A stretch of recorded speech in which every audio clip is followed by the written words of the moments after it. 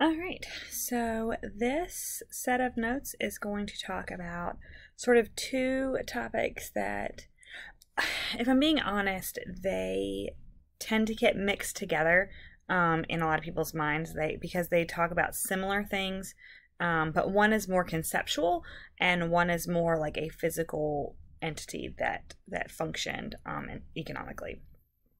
And I'm going to have to apologize because I think my family's coming inside, so I might have to pause it for just a second. So we're going to start with the Columbian Exchange. And the Columbian Exchange is the fact that there were some products and species and that sort of thing. Hey, sweet girl.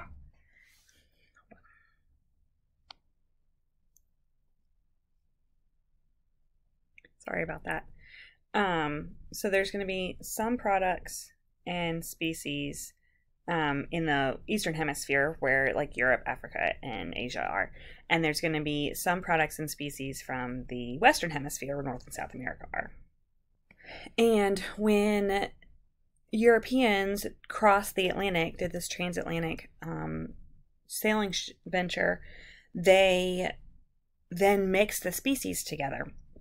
And that's what the Columbian Exchange is. The Columbian Exchange is about, it says products and resources.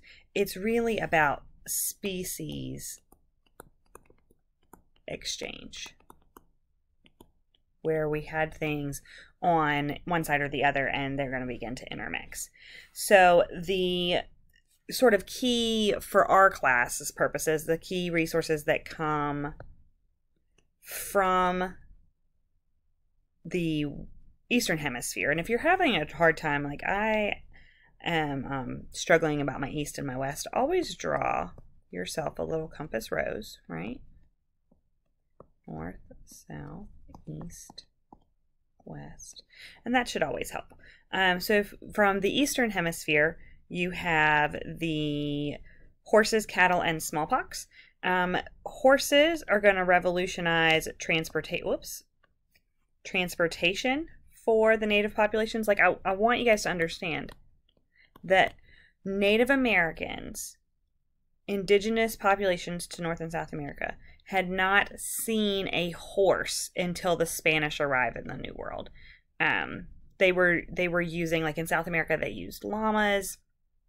In North America, they didn't really have a lot of pack animals in general, so everything was done by foot. Think about how revolutionary having horses would have been. Cattle is going to change the diet, right? Not just beef, but also as milk and cheeses.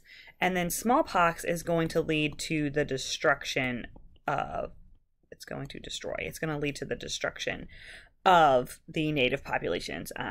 So one of the problems of inter hemisphere exchange is that diseases that Europeans, Africans, and Asians had been exposed to for millennia, when they hit the New World, the populations in North and South America had no exposure to any of those things, and it devastated the populations because their immune systems were under such attack.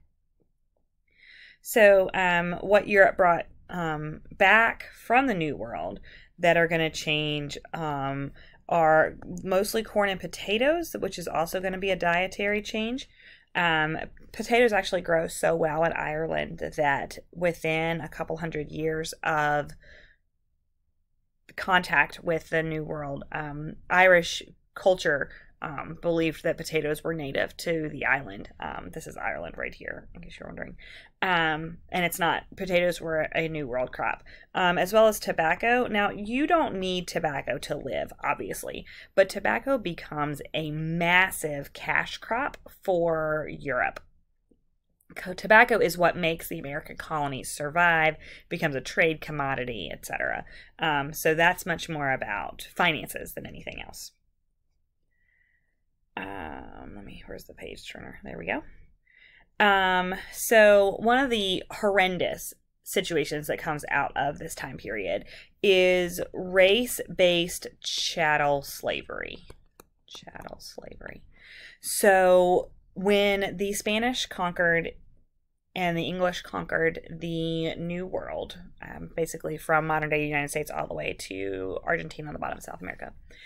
They brought with them the concept of big plantation-style agriculture, which was not new at the time. The Romans had this system. The Romans had plantation-style agriculture, so Europe's been doing it for 1,500 years or more. But the encomiendas, the plantations that they created, were very difficult places to work. They're going to be destroying to both the economies and the environment that the indigenous populations had in place. But much, much worse than that, they are destroying people's lives. So the harsh nature of the work, the way that workers were treated, led to a shortage of labor, which sounds like this is like whitewashing history, a shortage of labor. That's not really the case. The Spanish and the English forced people to work on their farms, and then they died. And that's the labor force that's missing, is because the native populations died in record numbers. There's another video in this unit that shows you that shows you how quickly the Aztec population drops. That's where the shortage of labor comes from. And as a result, the Europeans went to a different continent. They went to Africa, and they made deals with ruling populations in Africa, or they just not even made deals necessarily, just kidnapped and forced human beings into slavery. And chattel slavery is this term talking about it's taking the nature that a person is a person and transforming it into the nature that a person was a piece of property.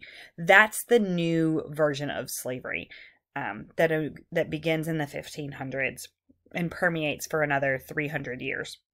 This idea that human beings could literally steal other human beings and make a profit off of them.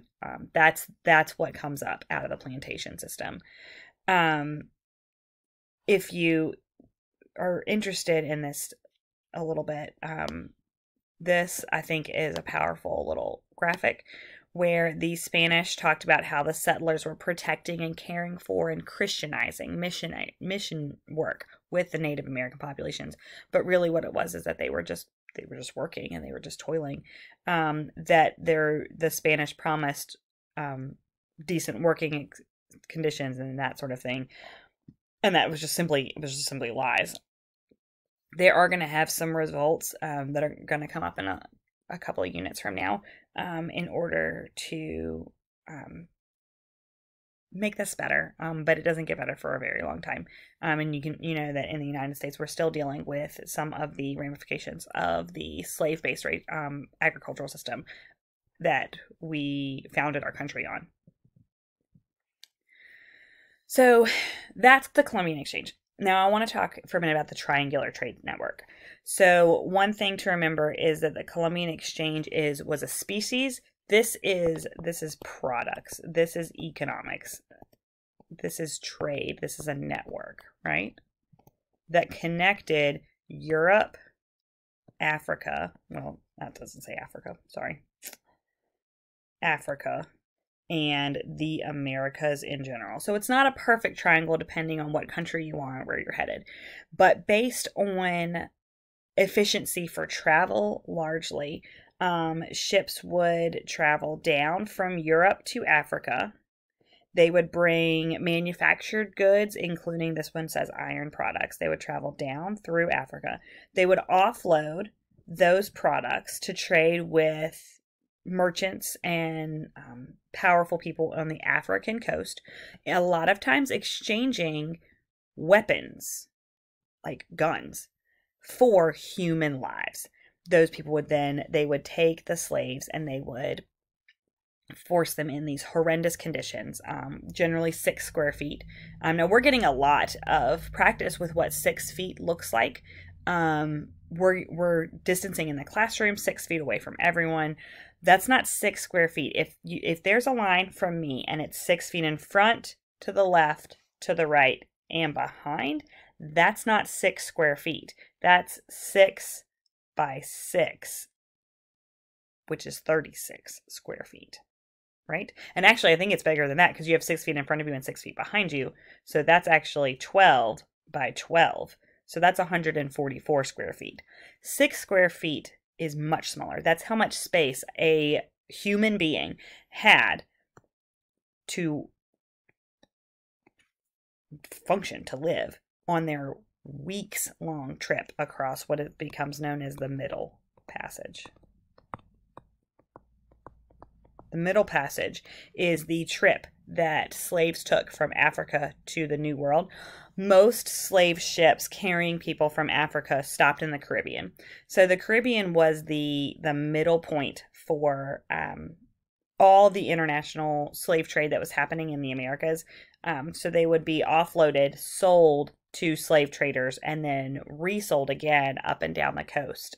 So that's where like most of the ships would come across, and then they would branch off. They would sell people and branch off. They would then pick up, after they've offloaded their human being cargo, they would pick up raw materials, all kinds of raw materials, and return to Europe. So these are the things that are being grown on the farms. So like think about this network.